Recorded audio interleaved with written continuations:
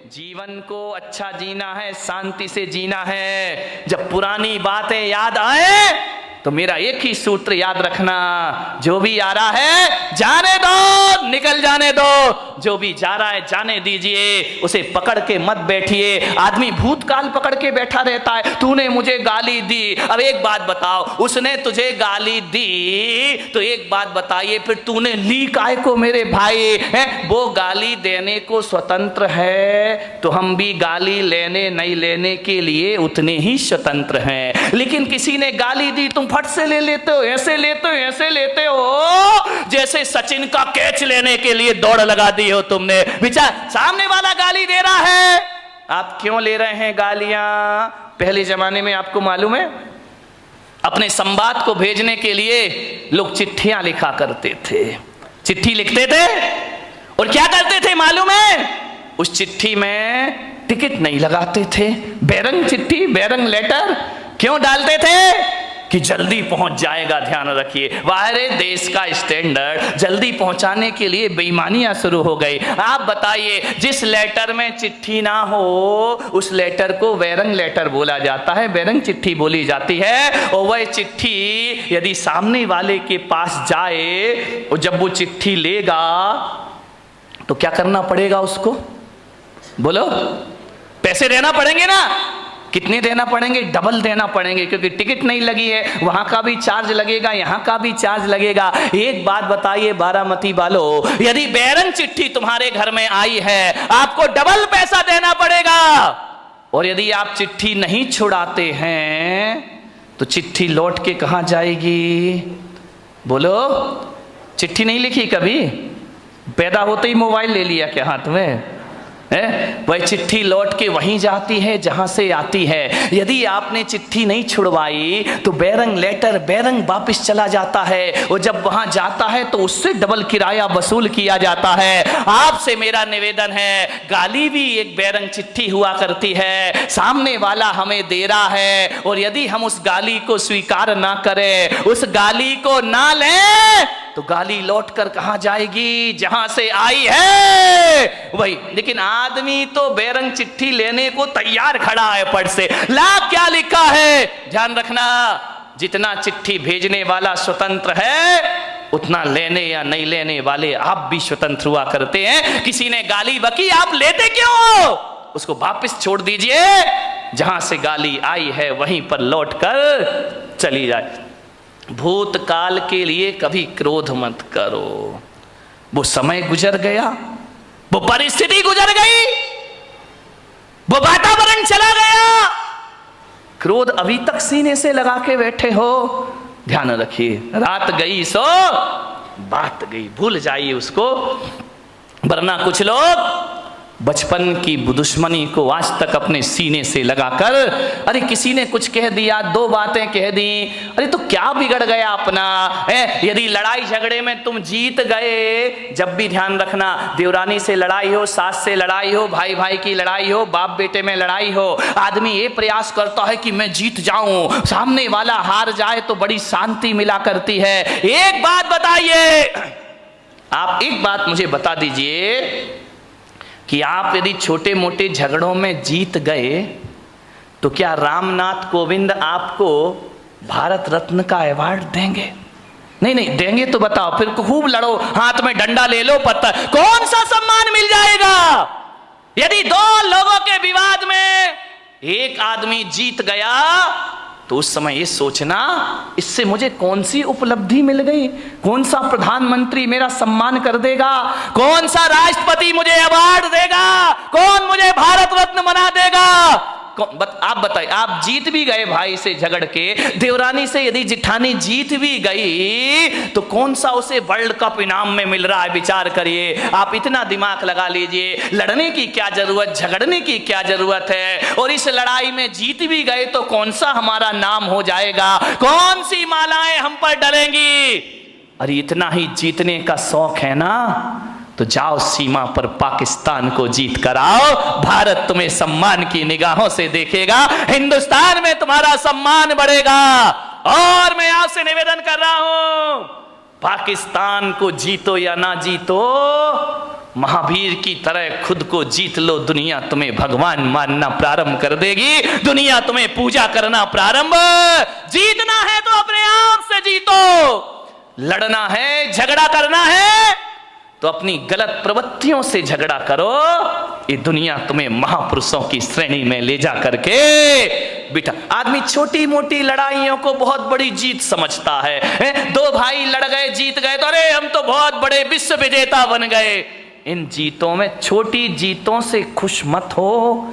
यदि क्रोध को जीतना है तो ध्यान रखिए मान्यवर, बात छोटी है, बात बहुत बड़ी है। समझो तो बड़ी है, ना समझो तो बात की कोई कीमत नहीं है। ध्यान रखिए, दिक्कत इसी बात की है कि हम लोग छोटी जीत को बहुत बड़ी जीत समझा करते हैं। क्या होगा, किसी से बहस करने में जीत गए, ये बहुत बड़ी जीत नहीं होती है। जीते हो किसी ने देश तो क्या, हमने तो दिलों को जीता है। ध्यान रखिए, दिलों को जीतने का प्रयास करिए। किसी से लड़के जीत गए तो बहुत बड़े विजेता या सम्राट नहीं कहला जाओगे। एक बात याद रखना, यदि कमठ जीत भी जाता तो दुनिया उन्हें पारसनाथ नहीं मानती।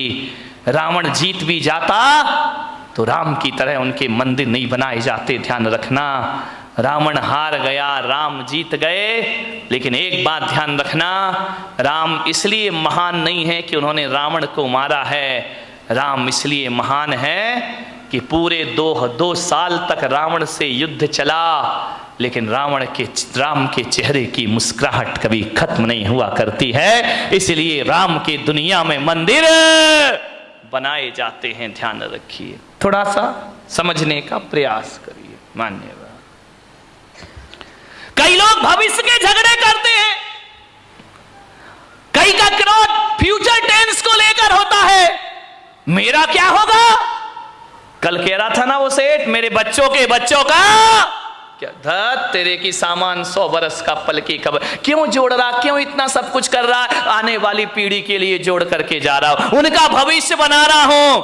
अपना बच्चों का भविष्य बनाने में भाई का भविष्य बिगाड़ देते हो आप। विचार करिए, अपनी आने वाली पीढ़ियों के भविष्य के लिए वर्तमान पीढ़ियों को आप तबाह कर देते हो। ध्यान रखना है मान्यवर, भविष्य को लेकर क्रोध करते हैं। एक मुल्ला नसरुद्दीन था, वो बंबई जा रहा था, पूना से, यहां से तुम्हारी बारामती से बंबई जा रहा था। बेटा स्कूल से आया, जैसे ही स्कूल से बेटा आया उसने बैग रखा, मुल्ला ने तड़ा तड़ 10-20 चांटे जमा दिए उसके गाल में। पत्नी बोली, यार तुम्हारा दिमाग खराब हो गया है, बच्चा अभी स्कूल से आया है और तुमने इसको 10 चांटे लगा दिए। अरे मुल्ला ने कहा तू चुप खड़ी रह, तू बीच में मत बोल। अरे तो बोले तू मार काय को रिया है, बोले मैं बंबई जा रहा हूं इसलिए इसकी पिटाई कर रहा हूं। अरे यार ये कोई बात है कि तुम बंबई जा रहे हो बच्चे की पिटाई कर रहे हो। अरे बोले मार लेने दे आज इसको जी भर के। अरे बोले तू कैसा बाप है भाई, एक बाप बच्चे से दूर जाता है तो गले लगाता है, प्यार करता है, और तू इसकी पिटाई कर रहा। मुल्ला ने कहा आज इसे जी भर के पीट लेने दे, मैं बंबई जा रहा हूं, महीने भर लौट के नहीं आऊंगा, आज इसे पिटाई करके जाऊंगा। अरे पत्नी ने कहा कि यार मार क्यों रहा है? बोले तू नहीं समझेगी, मार इसलिए रहा हूं कि अब मैं महीना भर तो घर आऊंगा नहीं, परसों इसका रिजल्ट आने वाला है और मुझे मालूम है फेल होगा, और जब मैं यहां नहीं रहूंगा तो इसे मारेगा कौन? तेरे की आदमी, फिजूल की बातों के झगड़े हमारे घरों में हुआ करते हैं।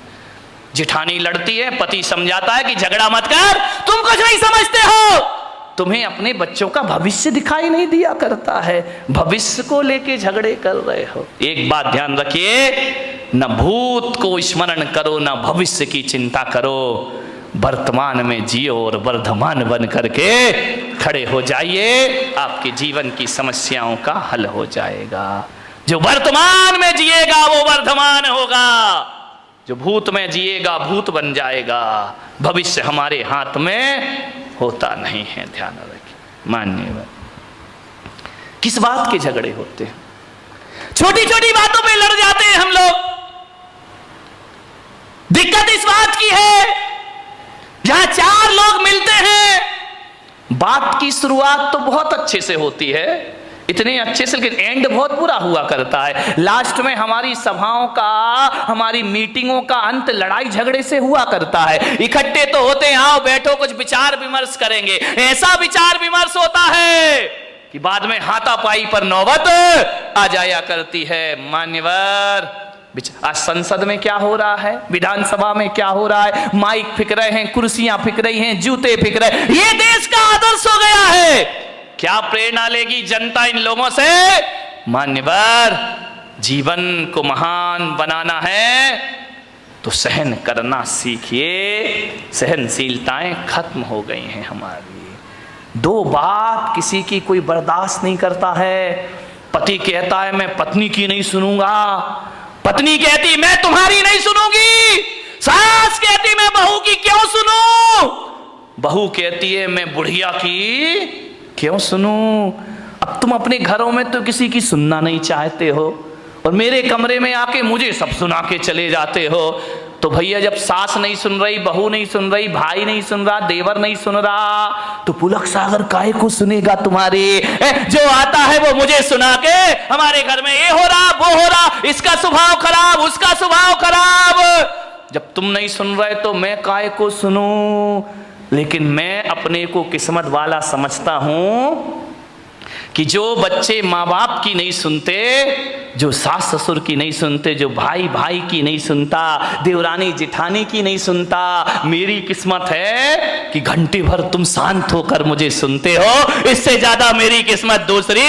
कितने शांत होकर सुन रहे, मैं कुछ भी बोल रहा हूं तुम तो बड़े शांति से सुन रहे। एक बात बताऊं बारामती वालों, इतने शांति से यदि घर की बातें सुन लो, घर वालों की सुन लो, तो तुम्हारे घर में झगड़ा होने का कोई चांस पैदा है। लेकिन हम घर में तो सुनना ही नहीं चाहते हैं। सास शेर तो बहू, कौन बोला सवा शेर, खूब लड़ी मर्दानी वो तो झांसी वाली।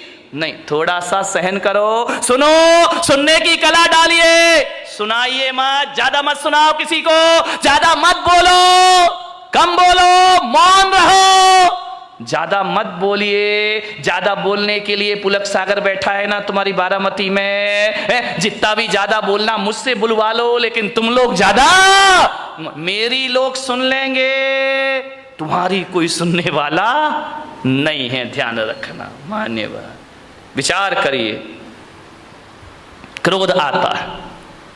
मैं बच्चों से निवेदन करूंगा, घर में मम्मी पापा यदि लड़ते हैं तो मैं बच्चों को एक सूत्र दे रहा हूं। जो बच्चे नहीं आए हैं उन्हें मेरी ये सीडी सुना देना, प्रवचन सुना देना, यूट्यूब में दिखा देना, आपका क्रोध 2 मिनट में भाग जाएगा। जब मम्मी पापा बहुत क्रोध कर रहे हो ना, तो आजकल एक वो आया है, एक पेन है जिसमें रिकॉर्डिंग हो जाती ना, वीडियो बन जाती है, आवाज वॉइस रिकॉर्डिंग हो जाती है। जब मम्मी पापा लड़े बेटा तो पेन में रिकॉर्डिंग कर लिया करो, फिर देखना ये क्रोध में क्या क्या बकते हैं। और जब ये शांत हो जाए, और शांत होने के बाद भी नहीं, जब घर में कोई मेहमान आए तो उन्हें नमोकार मंत्र की धुन मत सुनाना, नमोकार मंत्र की झनकार नहीं, मम्मी पापा की टनकार सुनाना। उस समय पता लगेगा कि हम क्रोध में क्या क्या बोल गए। क्रोध में ध्यान रखना, क्रोध में आदमी बेहोश हो जाता है, उसे होश नहीं रहता कि मुझे क्या बोलना है। एक बार एक आदमी तो क्रोध में इतना बोला, गुस्से में इतना बोला, अपने बच्चे को बोला, अब एक गधे की औलाद। बच्चे ने कहा सही कह रहे हो बापू, ध्यान रखिए, बीच आदमी होश थोड़ी रहता, मैं गुस्से में बोल के आ रहा हूं, अब एक गधे की औलाद। अब विचार करिए, उसने कहा, गुस्से में एक पति ने पत्नी से कहा कि क्यों नहीं, जब तेरी शादी हुई थी तू पागल थी क्या, जो मेरे से शादी, पागल थी क्या जो शादी के समय तूने नहीं देखा मुझे, अब तुझे गुस्सा आ रहा है, पागल थी क्या? पत्नी ने कहा पागल नहीं होती तो तुझसे शादी काहे को करती, ये पागल ही तो था। एक बार क्या हुआ, एक पत्नी ने अपने पति से कहा यार तू तो इतना भोला है, इतना भोला है, इतना भोला है कि तुझे तो कोई भी बेवकूफ बना सकता है। पति ने कहा ज्यादा मत बोल, बोले तुझे कोई भी बेवकूफ बना सकता है। पति ने कहा बिल्कुल सच कह रही है, सबसे पहले बेवकूफ तो तेरे बाप ने मुझे बनाया जो तेरे से शादी कर दी। ध्यान, आदमी क्रोध में क्या क्या भूल जाता, उसे होश ही नहीं रहता, पता ही नहीं रहता। सब रिकॉर्डिंग कर लो। और जब मेहमान आए, यदि सासू बहू लड़ रही हो ना तो देवरानी रिकॉर्डिंग कर ले, और जब कोई मेहमान आए तो चालू कर देना, शर्म से पानी पानी हो जाएंगे लड़ने वाले। और अब जब भी लड़ेंगे तो याद रखेंगे कोई शैतान मेरी मोबाइल में फोटो तो नहीं बना रहा है, कोई आवाज तो टेप नहीं कर रहा। ध्यान रखना, क्रोध ज्यों-ज्यों बढ़ता है भाषा असभ्य होते चली जाती है, भाषा अपनी सभ्यता खो दिया करती है। क्रोध में जितने निकृष्ट वचन हो उतने एकत्रित कर लिए जाते हैं, लेकिन जब प्रेम होता है तो भाषा भी संभलती है और व्यवहार भी संभल जाया करता है। ध्यान रखिए मान्यवर, क्रोध से बचने का प्रयास करिए। सामने वाला यदि क्रोध करे तो हम क्या करें मालूम है? जब हम लोग बचपन में थे तो साइकिल चलाना सीखते थे। हमारे घर कोई भी आ जाए, वो घर में बात कर रहा, अपन उसकी साइकिल लेके भाग जाते थे। कभी कभी कोई साइकिल नहीं देता था ना तो एक शैतानी कर देते थे, उस साइकिल की हवा निकाल दिया करते थे, साइकिल में सुई कांटा चुभो के पंचर कर दिया करते थे, फिर वो आदमी घर नहीं जा पाता था। मैं भी आपसे कह रहा हूं ऐसी शैतानियां तुम लोग मत करना जो हम लोगों ने बचपन में की हैं, लेकिन आपसे कह रहा हूं इस दिमाग में भी बहुत क्रोध की हवा भरी हुई है। और जब क्रोध की हवा भर जाए और जब क्रोध प्रकट होने लगे उसे पंचर कर देना, थोड़ा सा क्रोध की हवा निकल जाएगी, क्रोध शांत हो जाएगा। पंचर कर दीजिए दिमाग को।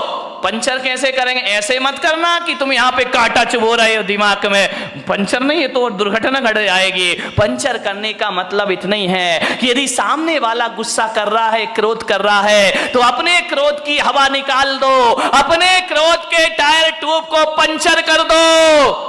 कैसे पंचर कर दो कि भैया जो तू गुस्सा कर रहा है, गालियां दे रहा है, इसका जवाब मैं 5 मिनट बाद दूंगा। ध्यान रखिए, थोड़ा सा धैर्य, 5 मिनट बाद जवाब दूंगा। मैं कहता हूं यदि 5 मिनट बाद जवाब देने का संकल्प ले लिया तो समझना हमारा क्रोध पंचर हो गया, हमारा गुस्सा पंचर हो गया। 5 मिनट बाद आप उस क्रोध का जवाब कभी नहीं दे पाएंगे। ध्यान, आपको लगेगा यार किन बातों पे लड़ रहे थे, किन बातों पर बहस हो रहा था, ये लड़ने जैसे कोई तो बात ही नहीं। क्रोध को पंचर कर दीजिए। एक आदमी को मैं जानता हूं, वो एक चिट्ठी लिख रहा था, ऐसी चिट्ठी ऐसी चिट्ठी ऐसी चिट्ठी, 4 पेज भर दिए उसने। इतनी गालियां इतने गंदे शब्द। मैं वहां पहुंच गया, मैंने कहा क्यों भाई क्या कर रहे हो? अरे बोले मेरा दोस्त है ना, अब दुश्मन बन गया है, बहुत मेरा अपमान किया उसने। मैं चिट्ठी लिख रहा हूं, हजारों गालियां उसने चिट्ठी में लिख दी। तेरा सत्यानाश हो, तू बर्बाद हो, तू धोखेबाज है। लालू चिल्ला रहा ना नीतीश को कि तू धोखेबाज है, तू धोखेबाज है, तूने धोखा दिया, गठबंधन तोड़ा, 1000 गालियां। ध्यान, चिल्लाते रहो, अभी तो सारी दुनिया में मोदी ही मोदी चल रहा है। ध्यान रखिए, 1000 गालियां लिखी उसने। बोले मैं इसको पोस्ट करने जा रहा हूं, उसके पास पहुंचेगी ये चिट्ठी। मैंने कहा एक काम कर मेरे भाई। बोले क्या? मैंने कहा एक काम कर, ये चिट्ठी तूने लिख दी? बोले लिख दी। मैंने कहा इसको आज नहीं कल पोस्ट ऑफिस में डालना, लेटर बॉक्स में डालना। बोले नहीं मैं तो आज ही डालूंगा। मैंने कहा नहीं तो कल डालना। तो बोले कि इससे क्या हो जाएगा महाराज, मेरा क्रोध ठंडा हो जाएगा। मैंने कहा बिल्कुल ठंडा हो जाएगा, तू हो या ना हो ये चिट्ठी तू कल डालना। लेकिन एक बात याद रखना, आज इस चिट्ठी को पैक मत कर, रखा रहने दे, कल पैक करना, टिकट लगाना और अपने दुश्मन के एड्रेस पर डाल देना। बोले ठीक है आप कह रहे तो ये नियम में पाल लेता हूं। उसने हजारों गालियां लिख करके एक लिफाफे में रख दी। दूसरे दिन जब डालने को गया तो उसने कहा कि यार एक बार पढ़ तो लूं, कोई गाली इसमें कम तो नहीं रह गई है। जैसे ही उसने पढ़ा, उसने देखा यार मैं कितना स्टैंडर्ड का आदमी और इतनी घटिया घटिया गालियां लिखा करता हूं। आप विश्वास नहीं करेंगे, जैसे ही उसने चिट्ठी पढ़ी, क्रोध शांत हुआ, चिट्ठी को फाड़ फूड़ कर डस्टबिन में डाल दिया। बोले जवाब देने से कोई मतलब। ध्यान रखना, क्रोध तात्कालिक पागलपन है। जब ये पागलपन पैदा होता है तो एक बात याद रखना, क्रोध तात्कालिक पागलपन की निशानी है। जब आदमी क्रोध में होता है तो पागलों जैसी हरकतें प्रारंभ कर दिया करता है। लेकिन एक बात ध्यान रखना, ऐसा पागलपन है जो जब पागलपन ये दूर होता है ना तो पश्चाताप दे करके जाता है हमारी जिंदगी को। सिवा पश्चाताप के हमारे हाथ कुछ लगता नहीं। क्रोध के तात्कालिक पागलपन को शांत करिए, वरना जिंदगी भर आपको पछताना पड़ेगा। ध्यान रखिए, क्रोध तो छोटी सी का टेम्परेरी चीज है, परमानेंट चीज नहीं है। लेकिन क्रोध में जो भी हम करते हैं वो हमें जिंदगी भर के लिए पश्चाताप दिया करता है। ध्यान रखिए, एक बात याद रखना, क्रोध पे थोड़ा ब्रेक लगाना है तो तात्कालिक उत्तर मत दीजिए, थोड़ा सा इंतजार करिए। क्रोध अपने आप शांत होकर के चला जाएगा। ये क्रोध पैदा क्यों होता है आप बताइए? हर आदमी को क्रोध आता है। क्रोध क्यों पैदा होता है? जब अपेक्षा बढ़ जाती है तो क्रोध का जन्म हो जाया करता है। उम्मीदें लगाते हैं हम बहुत ज्यादा उम्मीद लगाओगे, ज्यादा अपेक्षाएं रखोगे और उस अपेक्षा की उपेक्षा हो गई तो महाभारत प्रारंभ हो जाएगा। ध्यान रखिए, आप घर से चल के आ रहे हैं, आपका दोस्त रास्ते में मिल गया, आपने उम्मीद लगाई, आपने अपेक्षा लगाई कि राम राम करेगा, जय जिनेंद्र करेगा, देखेगा, मुस्कुराएगा, और यदि उसने नहीं देखा और तुम्हें देख करके मुंह फेर लिया, भीतर क्या प्रयोग होगा? क्रोध पैदा हो जाएगा। अच्छा बच्चों, हमसे ही बच के चल रहा है, हमसे आंखें फेर रहा है, कल तक हमारा दोस्त था, आज निगाहें फेर के जा रहा है, देख लूंगा मैं तुझे। क्रोध पैदा हो गया। ध्यान, आपसे एक निवेदन है, यदि कोई अम्मा जी बीमार पड़ जाए, दो बहुएं उसकी हो और दो बहुएं घर में हो, और जब बीमार पड़ती है तो अम्मा जी अपेक्षा रखती है कि एक बहू आकर मुझे एक गिलास पानी देगी, टैबलेट देगी, दवाई देगी, एक बहू मेरे सिर दबाएगी। ध्यान रखना, आप सोचते हैं कि बहू सेवा करेगी और बहू ने सेवा नहीं की तो क्या पैदा होगा? क्रोध पैदा होगा। अच्छा, खा रही हैं, रह रही हैं आराम से, थोड़ी सी सेवा नहीं करती, मैं बीमार पड़ी हूं, आके नहीं देख सकती हो।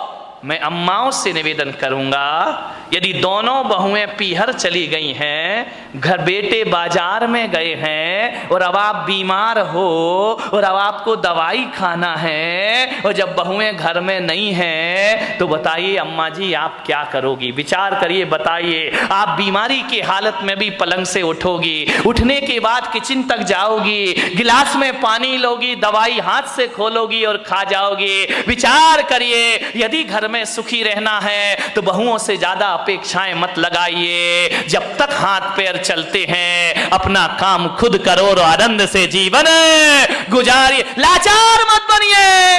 ध्यान रखिए, बहू यदि पानी और दवाई नहीं ला रही है तो ये मत सोचना मेरी बहू खराब है, सोचने की तो बात है, बस इतना सोच लेना मेरी बहू पीहर गई है और मैं यहां पर अकेली हूं। अपना काम खुद करो। ध्यान रखिए, भगवान के मंदिर में जाओ तो ये मत कहना कि मेरे बच्चे और बहू बुढ़ापे में मेरी सेवा करें। मैं पुलक सागर तुम्हें एक सूत्र दे रहा हूं, भगवान के मंदिर में जाओ तो ये प्रार्थना करना कि हे भगवान, बहू बेटे तो छोड़ो, ऐसा बुढ़ापा देना कि किसी से एक गिलास पानी की उम्मीद भी मैं ना रखूं, किसी से सहायता की उम्मीद ना रखो। इतनी ताकत देना भगवान कि अपना काम में मरते दम तक अपने हाथों से, फिर लड़ाई कहां से होगी, फिर झगड़े कहां से होंगे? हर काम अपने हाथों से कर लीजिए, ज्यादा अपेक्षाएं मत लगाइए, ज्यादा मत सोचिए।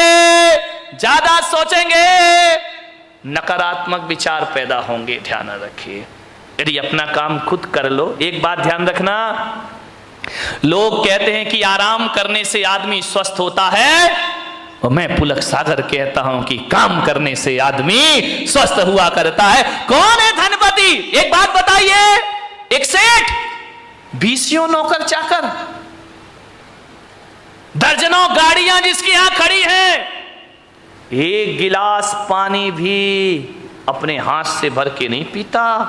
नौकर पानी लाके देते हैं, दूध वाला दूध लाके देता है, सब्जी वाला सब्जी लाके देता है, बहुएं हाथों पे खाना लिए खड़ी रहती हैं, 4 नौकर आगे और 4 नौकर पीछे चलते हैं। ऐसी जिंदगी बना ली इस आदमी ने, बिना नौकरों के जिंदगी नहीं चलती है। और एक बात बताओ मेरे भाई, जिस दिन नौकर नहीं आए उस दिन क्या हालात होंगे तुम्हारे।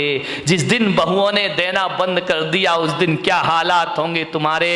मैं उस आदमी को धनपति नहीं मानता जिसका पानी का गिलास नौकर लेके चलता है। अरे आप विचार करिए, अपने पीने के लिए एक गिलास का पानी भी ना ले पाओ तो तुमसे बड़ा अपाहिज इस धरती पर कोई दूसरा नहीं हो सकता है। तुमसे बड़ा विकलांग कौन होगा? नौकर ना आए तो पानी नहीं पी सकता, नौकरानी ना आए तो चाय नहीं बन सकती।